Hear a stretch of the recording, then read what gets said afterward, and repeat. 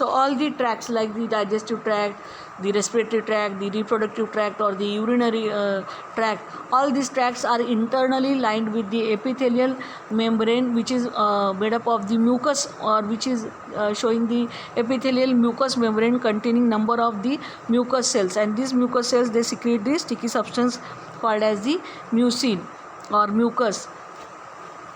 So we will see that the mucous associated lymphoid tissue, they are seen to be present within the lining of the respiratory tract, digestive tract, and the urinogenital tracts.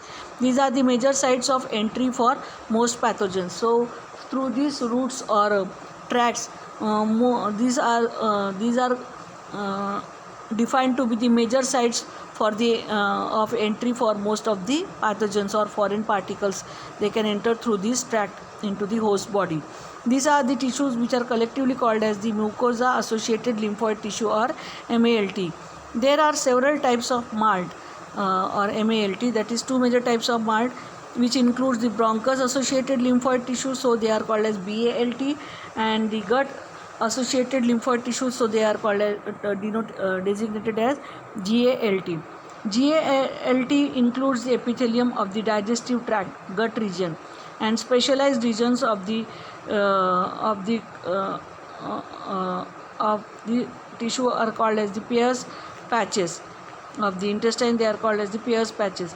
MALT also includes the tonsils, which are present in the appendix, tonsils and the appendix region. This mucosa associated lymphoid tissue contains a large population of antibody producing plasma cells whose number is greater than that of plasma cells in the spleen, lymph nodes, and the bone marrow combined. Then the last is the cutaneous associated lymphoid tissue. Cutaneous means these are associated, or these are the tissues which are present in the skin. So the skin or cutaneous is an important barrier to the external environment. It is the largest organ in the body and plays important role in innate defenses. The outer layer of the skin is composed of keratin containing cells called as the keratinocytes, and these cells secrete a number of cytokines, which are the low molecular weight proteins that may function to induce a local inflammatory reaction or a response in the host body. Some dendritic cells also found in the epidermis of skin, which internalize the antigen by phagocytosis. In addition to dendritic cells, epidermis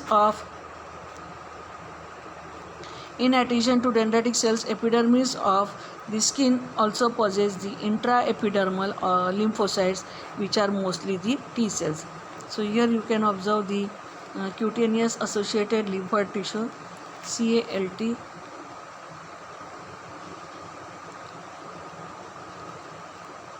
You can observe the two afferent lymphatics with the lymphatic walls.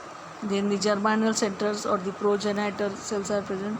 The lymphocytes which are filled with the reticulum, the marginal sinus. Then you can observe the thick artery and the thin one, which is the vein. The afferent lymphatics are the thick one, and the afferent lymphatics towards the dorsal side, and the efferent lymphatics towards the ventral side. And then you can see the medullary sinus along with the germinal center, and the nodal capsule is present. So this finish your organs of the immune system topic.